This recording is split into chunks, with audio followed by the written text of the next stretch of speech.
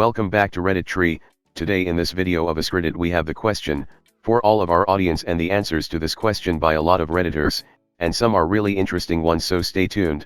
The question is, doctors and nurses of Reddit, what have been your why didn't you come in sooner moments? First answer. I am a doctor, and while working in A&E we had an older chap, possibly in his 70s, who several days prior to presentation had a sudden onset severe chest pain and vomiting while loading the car with shopping. He ignored it and struggled home. The next day he started to lose the use of both legs, and by the time he came to hospital had been crawling around his house for several days because he thought it would get better.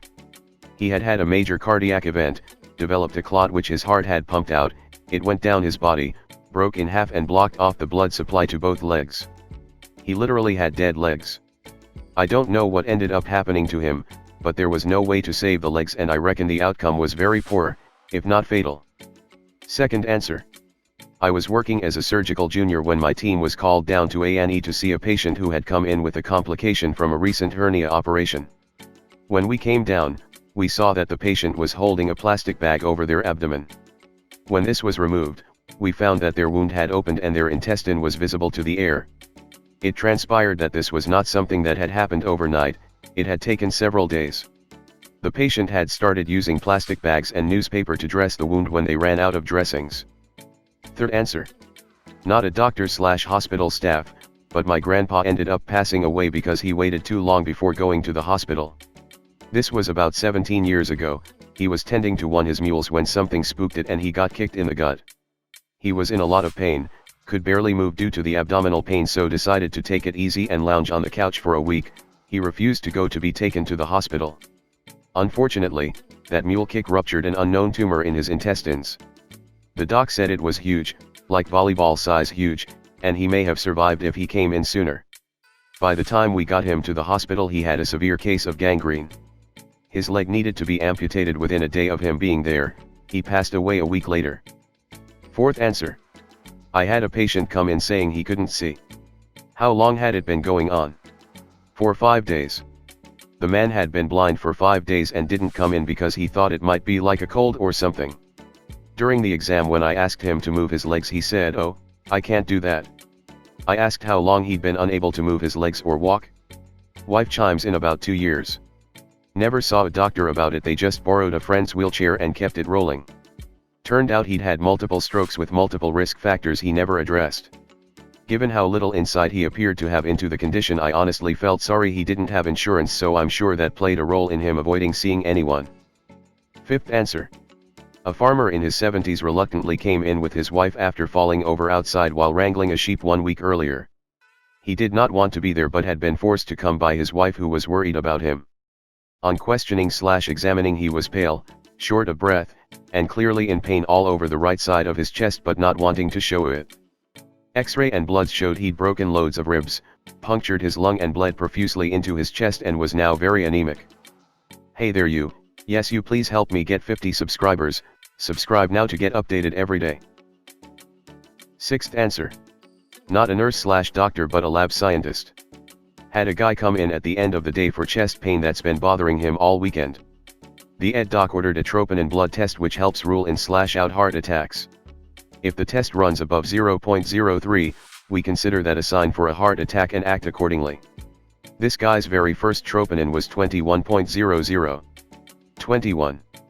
The highest we've ever had up till then was an 8.00. The guy should have been dead ages ago, but he somehow pulled through. Don't ignore chest pains, people. Edit. Just want to clarify that the hospital I work for is a tiny ass, 25-bed, rural community critical care hospital. Definitely not a place with dedicated cardiologists, cath lab, bedside assays, or even a big test menu, period. Bare basics. And the guy did, somehow, end up surviving. Seventh answer. Not a doctor or nurse, but worked as a doctor's office assistant. A regular patient, who was very sweet but unfortunately had an ongoing battle with alcoholism, was brought in by his roommate and I knew instantly that he would be dead soon. I'd seen some jaundiced humans in my time there, but this man was a yellow I never knew was possible. His roommate said, through tears, "I've been telling him to come in for weeks." And the patient kept telling roommate to relax, that he was fine. Majorly in denial. I helped him to the exam room, and when the doctor entered the room, he immediately asked me to go call an ambulance. A few weeks earlier wouldn't have helped, but perhaps the end could have been made bit easier for him. He died 7 days later in the hospital. Hit me very hard because I'd known the guy for a few years. Sometimes he would be sober when he called, and sometimes he would be slurring and completely incoherent, but he was always kind. 8th answer. I work in orthopedics.